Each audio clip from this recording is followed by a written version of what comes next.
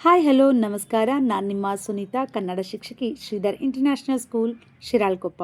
ಈಗ ಆಲ್ರೆಡಿ ಫೋಟೋಸ್ಗಳನ್ನು ನೋಡ್ತಾ ಇದ್ದೀರಲ್ಲ, ಎಲ್ಲ ಶಿಕ್ಷಕರು ಮಕ್ಕಳ ಸ್ಪೋರ್ಟ್ಸ್ ಡೇ ಸೆಲೆಬ್ರೇಷನನ್ನು ಮಾಡೋದಕ್ಕೆ ರೆಡಿಯಾಗಿದ್ದಾರೆ. ಒಂದು ಮಗುವಿಗೆ ಸರ್ವತೋಮುಖ ಬೆಳವಣಿಗೆ ಆಗಬೇಕು ಅಂತ ಹೇಳಿದ್ರೆ ಪಠ್ಯ ಚಟುವಟಿಕೆಗಳು ಎಷ್ಟು ಮುಖ್ಯನೋ ಪಠ್ಯೇತರ ಚಟುವಟಿಕೆಗಳು ಅಷ್ಟೇ ಮುಖ್ಯ. ಬರೀ ಓದುವಂಥದ್ದು ಬರೆಯುವಂಥದ್ದೇ ಶಿಕ್ಷಣವಲ್ಲ. ಮಕ್ಕಳಿಗೆ ಮಾನಸಿಕವಾಗಿ ಮತ್ತು ದೈಹಿಕವಾಗಿ ಸದೃಢತೆಯನ್ನು ತಂದುಕೊಡುವಂಥದ್ದು ಶಿಕ್ಷಣ. ಬಾಲ್ಯಾವಸ್ಥೆಯಲ್ಲಿ ಆ ಮಗುವಿನ ಕೌಶಲ್ಯಗಳು ಏನಾಗಿರ್ತವೆ ಅನ್ನೋಂಥದ್ದು ಒಂದು ವಿಷಯಕ್ಕೆ ಸೀಮಿತವಾಗಿರೋದಿಲ್ಲ. ಹಾಗಾಗಿ ಆಟೋಟ ಚಟುವಟಿಕೆಗಳು, ಪಾಠಗಳಂಥದ್ದು, ಹ್ಯಾಂಡ್ರೈಟಿಂಗ್ ಬರೆಯುವಂಥದ್ದು, ಅಬಾಕಸ್ ಇರ್ಬೋದು, ಕರಾಟೆ ಇರ್ಬೋದು, ಇವಕ್ಕೆಲ್ಲವಕ್ಕೂ ಮಕ್ಕಳನ್ನು ಯಾಕೆ ಭಾಗವಹಿಸುವಂತೆ ನಾವು ಪ್ರೋತ್ಸಾಹ ಮಾಡಬೇಕು ಅಂತ ಹೇಳಿದ್ರೆ ಅವನ ಕೌಶಲ್ಯ ತಿಳಿಯುವಂಥದ್ದು ಬಾಲ್ಯಾವಸ್ಥೆಯಲ್ಲಿ. ಹಾಗಾಗಿ ಎಲ್ಲದಕ್ಕೂ ಪ್ರೋತ್ಸಾಹ ಮಾಡಿದಾಗ ಯಾವುದಾದ್ರೂ ಒಂದು ವಿಷಯದಲ್ಲಿ ಮಗು ಪ್ರಬಲತೆಯನ್ನು ಪಡೆದು ಪ್ರತಿಭಾವಂತನಾಗ್ತಾನೆ. ಹಾಗಿದ್ರೆ ಇವತ್ತು ನಾನು ಸ್ಪೋರ್ಟ್ಸ್ ಡೇ ಸೆಲೆಬ್ರೇಷನ್ ನಡೆದಂತಹ ಪುಟಾಣಿ ವಿಡಿಯೋಗಳನ್ನು ನಿಮ್ಮ ಮುಂದೆ ತಂದಿದ್ದೇನೆ. ಮಕ್ಕಳು ಆಲ್ರೆಡಿ ಏನು ಮಾಡ್ತಾ ಇದ್ದಾರೆ, ಸ್ಪರ್ಧೆಗಳಲ್ಲಿ ತುಂಬ ಕ್ರಿಯೇಟಿವ್ ಆಗಿ ತುಂಬ ಆಸಕ್ತಿಯಿಂದ ಭಾಗವಹಿಸಿ ತಮ್ಮ ಒಂದು ಪ್ರತಿಭೆಯನ್ನು ತೋರಿಸ್ತಾ ಇದ್ದಾರೆ. ಇದು ಒಂದು ದಿನದ ಪ್ರಯತ್ನವಲ್ಲ, ಇಡೀ ವರ್ಷದ ಕೌಶಲ್ಯಗಳನ್ನು ಒಂದು ದಿನಕ್ಕೆ ಸ್ಪರ್ಧೆಗೆ ಇಳಿಸಿರುವಂಥದ್ದಷ್ಟೇ. ಒಂದು ಚಿಕ್ಕ ಕಥೆಯನ್ನು ನಿಮಗೆ ಹೇಳ್ತೇನೆ. ಕತೆ ಮೀನ್ಸ್ ಘಟನೆ. ಒಂದು ಪೋಷಕರ ಸಭೆಯನ್ನು ನಡೆದಾಗ ಒಬ್ಬ ಶಿಕ್ಷಣ ತಜ್ಞರ ಹತ್ರ ಒಬ್ಬ ತಾಯಿ ಕೇಳ್ತಾಳೆ, ನನ್ನ ಮಗುವಿಗೆ 3 ವರ್ಷದ 8 ತಿಂಗಳಾಗಿದೆ, ಬರವಣಿಗೆ ನೀಟಾಗಿ ಬರಿತಾ ಇಲ್ಲ, ಶಿಕ್ಷಕರು ಹೇಳ್ತಾ ಇದ್ದಾರೆ, ನಾನು ಹೇಳ್ತಾ ಇದ್ದೇನೆ, ಇನ್ನೂ ಜಾಸ್ತಿ ಫ್ರೆಜರನ್ನು ಹಾಕಿ ನಾನು ಬರೆಸ್ಲಾ ಅಥವಾ ಎಕ್ಸ್ಟ್ರಾ ಕ್ಲಾಸಿಗೆ ಕಳಿಸ್ಲಾ ಅಂತ ಕೇಳ್ತಾಳೆ. ಆಗ ಆ ತಜ್ಞರು ತುಂಬ ಚೆನ್ನಾಗಿ ಹೇಳ್ತಾರೆ ತಾಯಿಗೆ. ಏನಂತ ಹೇಳಿದ್ರೆ, ನಿಮ್ಮ ಮಗುವಿಗೆ 3 ವರ್ಷದ 8 ತಿಂಗಳಲ್ವಾ, ನಿಮ್ಮ ಮಗು ಸ್ವತಂತ್ರವಾಗಿ ವಾಶ್ರೂಮಿಗೆ ಹೋಗುತ್ತಾ, ಟಾಯ್ಲೆಟಿಗೆ ಹೋಗಿ ಒಬ್ಬನೇ ಬರ್ತಾನೆ ವಾಶ್ ಮಾಡಿಕೊಂಡು, ವಾಶ್ರೂಮಿಗೆ ಹೋಗಿ ರೆಸ್ಟಿಗೆ ಹೋಗಿ ವಾಪಸ್ ಬರ್ತಾನ ಅಂತ ಕೇಳ್ತಾರೆ. ಆಗ ತಾಯಿ ಹೇಳ್ತಾಳೆ, ಇಲ್ಲ, ನಾನು ಈಗಲೂ ಡೈಪರ್ ಹಾಕ್ತಾ ಇರ್ತಾನೆ, ಕೆಲವೊಂದು ಸರಿ ಅವನು ಕರೆಕ್ಟಾಗಿ ವಾಶ್ರೂಮಿಗೆ ಹೋಗೋದಿಲ್ಲ ಅಂತ ಹೇಳ್ತಾಳೆ.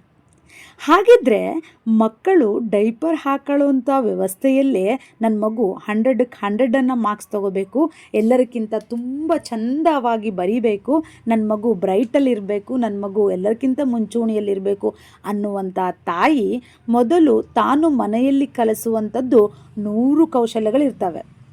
ಯಾವುವು 101 ಕೌಶಲ್ಯಗಳು? 101 102ನೇ ಕೌಶಲ್ಯ ಯಾವುದು ಅಂತಂದರೆ ABCD ಅ ಆ ಇ ಬರೆಯುವಂಥದ್ದು. ಅದಕ್ಕಿಂತ ಮುಂಚೆ ಮನೆಯಲ್ಲಿ ತಾಯಿ ಕಲಿಸುವಂಥ ಕೌಶಲ್ಯಗಳು ತುಂಬ ಇವೆ. ಯಾವುವು? ಮಗು ಸ್ವತಂತ್ರವಾಗಿ ವಾಶ್ರೂಮಿಗೆ ಹೋಗಿ ತನ್ನ ಕೆಲಸವನ್ನು ತಾನೇ ಶುಚಿಯನ್ನುಗೊಳಿಸ್ಕೊಂಡು ವಾಪಸ್ ಬರುವಂಥದ್ದು ಮೊದಲೇದಾಗಿರ್ಬೋದು. ಎರಡನೇದು, ಬೇರೆಯವರು ಮಾತನಾಡುವುದನ್ನು 2 ನಿಮಿಷ ಕೂತು ಕೇಳುವಂಥ ಕೌಶಲ್ಯ ಇರ್ಬೋದು. ಎಲ್ಲರ ಜೊತೆಗೆ ಹೊಂದಾಣಿಕೆಯಿಂದ ಇರುವಂಥದ್ದಿರ್ಬೋದು, ಪ್ರೀತಿಯಿಂದ ಮಾತನಾಡಿಸುವಂಥದ್ದಿರ್ಬೋದು, ಸಾರಿಯನ್ನು ಯಾವಾಗ ಹೇಳಬೇಕು, ಎಕ್ಸ್ಕ್ಯೂಸ್ ಮೀ ಯಾವಾಗ ಅನ್ಬೇಕು, ಆಮೇಲೆ ಥ್ಯಾಂಕ್ ಯು ಅಂತ ಯಾವಾಗ ಹೇಳಬೇಕು. ಹೀಗೆ ಪ್ರತಿದಿನ ಏನಾಗ್ತಾ ಹೋಗುತ್ತೆ, ಮಗು ಹೊಸ ಹೊಸ ಕೌಶಲ್ಯಗಳನ್ನು ಕಲಿತಾ ಹೋಗುತ್ತೆ. ಇದು ಪೂರ್ವಭಾವಿಯಾಗಿ ಅಮ್ಮ ಮೊದಲು, ಅಂದರೆ ಮನೆಯ ಮೊದಲ ಪಾಠಶಾಲೆ ಅಂತ ಏನು ಕರಿತೀವಲ್ಲ, ಅಮ್ಮ ಕಲಿಸುವಂಥ ಕೌಶಲ್ಯಗಳು. ಈ 100 ಕೌಶಲ್ಯಗಳನ್ನು ಕರೆಕ್ಟಾಗಿ ಕಲ್ತಿದ್ರೆ ಆಟೋಮೆಟಿಕ್ಕಾಗಿ ಶಾಲೆಯಲ್ಲಿ ಅವನೇನು ಮಾಡ್ತಾನೆ, ತಾನಾಗೆ ಬರೀತಾನೆ, ತಾನಾಗೆ ಓದ್ತಾನೆ, ಟೀಚರ್ ಹೇಳಿದ್ದನ್ನು 10 ನಿಮಿಷ ಕೂತು ಕೇಳ್ತಾನೆ, ಆಗ ಒಳ್ಳೆಯ ಮಾರ್ಕ್ಸನ್ನು ಗಳಿಸ್ತಾನೆ, ಬೇರೆ ಇನ್ಯಾವುದೋ ಕೌಶಲ್ಯಗಳಲ್ಲಿ ಭಾಗವಹಿಸ್ತಾನೆ. ಮನೆಯಲ್ಲಿ 100 ಕೌಶಲ್ಯಗಳನ್ನು ಕಲಿಸದೇ ಇರುವ ತಾಯಿ ಅಥವಾ ತಂದೆ ಶಾಲೆಗೆ ಬಂದು ಶಿಕ್ಷಕರ ಜೊತೆ ಗುದ್ದಾಡಿದ್ರೆ ಆ ಮಗುವಿಗೆ ರಿಸಲ್ಟ್ ಬರೋದಕ್ಕೆ ಹೇಗೆ ಸಾಧ್ಯ? ಅವನು ಯಾವುದೋ ಒಂದು ಕೌಶಲ್ಯದಲ್ಲಿ ಇಂಪ್ರೂವ್ ಆಗೋದಕ್ಕೆ ಹೇಗೆ ಸಾಧ್ಯ? ಹಾಗಾಗಿ ಮನೆಯಲ್ಲಿ ಸಂಸ್ಕಾರದ ಜೊತೆಗೆ ಆ ಮಗುವಿಗೆ ಏನು ಬೇಕು ಬೇಡಗಳನ್ನು ಹೇಳ್ಕೊಡೋದನ್ನು ನಾವೇನು ಮಾಡಬೇಕು, ಮೊದಲು ಮನೆಯಿಂದನೇ ಕಲ್ತಿರಬೇಕು. ಅದಾದ ನಂತರ ಶಾಲೆಯಲ್ಲಿ ಇಂಥ ಸ್ಪರ್ಧೆಗಳ ಮೂಲಕ ಮಕ್ಕಳು ಎಲ್ಲರ ಜೊತೆಗೆ ಬೆರೆಯುವಂಥದ್ದು, ಸೋಲು ಗೆಲುವು, ಆಟ, ಖುಷಿ, ಕಹಿ ಇವುಗಳನ್ನೆಲ್ಲವನ್ನು ಕಲಿತಾ ಹೋಗ್ತಾರೆ. ಹಾಗಿದ್ರೆ ನಮ್ಮ ಶಾಲೆಯಲ್ಲಿ ಆಟೋಟ ಸ್ಪರ್ಧೆಗಳ ಮೂಲಕ ಸ್ಪೋರ್ಟ್ಸ್ ಡೇಯನ್ನು ಸೆಲೆಬ್ರೇಷನ್ ಮಾಡಿದ್ವಿ. ಮಕ್ಕಳು ಎಷ್ಟು ಆ್ಯಕ್ಟಿವ್ ಆಗಿ ತಮ್ಮ ಒಂದು ಪ್ರತಿಭೆಯನ್ನು ತೋರಿಸ್ತಾ ಇದ್ರು ಅಂತ ಹೇಳಿದ್ರೆ, ಬೀಳು ಏಳು, ಕೆಲವೊಬ್ರು ಪೋಷಕರು ಹೇಳ್ತಾರೆ, ಬಿದ್ದ ತಕ್ಷಣ ನನ್ನ ಮಗ ಬಿದ್ದೇ ಬಿಟ್ಟ ಅನ್ನೋಂಥದ್ದು, ಕಂಪ್ಲೇಂಟ್ ಮಾಡುವಂಥದ್ದು, ಇನ್ನೇನೋ ಆಗುವಂಥದ್ದು. ದಯವಿಟ್ಟು ಪೋಷಕರು ಮಗುವಿಗೆ ದೈಹಿಕವಾಗಿ ಏನಾದರೂ ಇದು ಆದಾಗ, ಸಣ್ಣ ಬಾಲ್ಯಾವಸ್ಥೆಯಲ್ಲಿ ಅವನು ಬೀಳುವಂಥದ್ದು ಒಂದು ಕೌಶಲ. ಬಿದ್ದು ಎದ್ದು ಅದನ್ನು ಆತ್ಮಸ್ಥೈರ್ಯವನ್ನು ತಂದುಕೊಡೋದಿದೆಯಲ್ಲ, ಅದು ಜೀವನದಲ್ಲಿ ಎಂಥ ಏಳಿಗೆಯಿಂದ ಬಿದ್ದರೂ ಸಹಿತ, ಎಂಥ ಒಂದು ದುರ್ಬಲನಾದರೂ ಸಹಿತ ಎದ್ದು ನಿಲ್ಲುವಂಥ ಒಂದು ಶಕ್ತಿಯನ್ನು ಈ ಒಂದು ಕ್ರೀಡೆಗಳ ಮೂಲಕ ಮಕ್ಕಳಲ್ಲಿ ಬೆಳೆಸ್ಬೋದು. ಪ್ರಾಥಮಿಕ ಹಂತದ ಎಲ್ಲ ಮಕ್ಕಳಿಗೆ ನಾವು ಈ ದಿನ ಒಂದು ಸ್ಪೋರ್ಟ್ಸ್ ಆ್ಯಕ್ಟಿವಿಟಿಯನ್ನು ಕಂಡಕ್ಟ್ ಮಾಡಿದ್ವಿ. ಗ್ರೂಪ್ ವೈಸ್ 1 ಸಾರಿ 2 ಮತ್ತು ಕೆಲವೊಬ್ರು ಏನು ಮಾಡ್ತಾರೆ, ಈ ವಿಡಿಯೋನ ನೋಡಿ ನನ್ನ ಮಗ ಫಸ್ಟ್ ಬಂದಿದ್ದ, ನನ್ನ ಮಗ ಸೆಕೆಂಡ್ ಬಂದಿದ್ದ ಅನ್ನೋಂಥದ್ದನ್ನು ಐಡೆಂಟಿಫೈ ಮಾಡೋದು ಬೇಡ. ಯಾಕಂದರೆ ಒಂದು ಮಗು ಒಂದು ಆಟದಲ್ಲಿ 3 ಸಾರಿ 2 ಸಾರಿ ಭಾಗಿಯಾಗಿದ್ದಾನೆ. ಹಲವಾರು ಮಕ್ಕಳಿರೋದ್ರಿಂದ ಬ್ಯಾಚ್ ವೈಸ್ ಮಾಡಿ ಕೊನೆಗೆ ಅವರು ಯಾರು ವಿನ್ ಆಗಿದ್ದಾರೆ ಅನ್ನೋಂಥದ್ದನ್ನು ಮತ್ತೊಂದು ದಿನ ನಾವು ಅನೌನ್ಸ್ ಮಾಡ್ತೇವೆ. ಆದರೆ ಈ ವಿಡಿಯೋ ನೋಡುವಂಥದ್ದು ನಿಮ್ಮ ಮಕ್ಕಳು ಯಾವ ರೀತಿ ಭಾಗವಹಿಸ್ತಾ ಇದ್ದಾರೆ ಶಾಲೆಯಲ್ಲಿ, ಹಾಗೆ ಶಾಲೆಯಲ್ಲಿ ಆ್ಯಕ್ಟಿವಿಟಿಗಳು ನಡೀತಾ ಇದೆಯಾ, ಬರೀ ಬರೆಯುವಂಥದ್ದು ಅಷ್ಟೇನಾ ಅಂತೇಳಿ ಕೆಲವೊಬ್ಬರು ಪ್ರಶ್ನೆಯನ್ನು ಕೇಳ್ತಾ ಇರ್ತೀರಲ್ಲ, ಅವರಿಗೋಸ್ಕರ ಈ ವಿಡಿಯೋನ ನಾನು ಮಾಡ್ತಾ ಇದ್ದೇನೆ.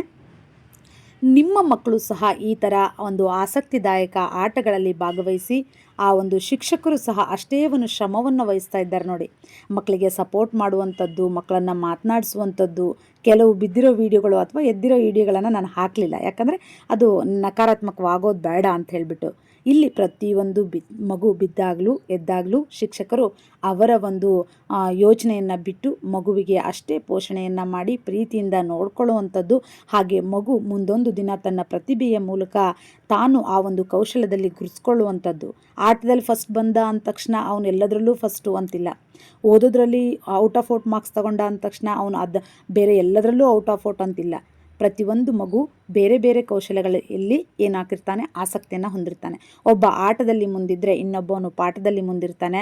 ಹಾಗೆ ಇನ್ನೊಬ್ಬಳು ಭಾಷಣದಲ್ಲಿ ಮುಂದಿದ್ದರೆ ಇನ್ನೊಬ್ಬಳು ಡ್ಯಾನ್ಸ್ ಮಾಡೋದ್ರಲ್ಲಿರ್ತಾಳೆ, ಇನ್ನೊಬ್ಬಳು ಅಬಾಕಸಲ್ಲಿದ್ದರೆ ಇನ್ನೊಬ್ಬಳು ಕರಾಟೆಯಲ್ಲಿರ್ತಾಳೆ.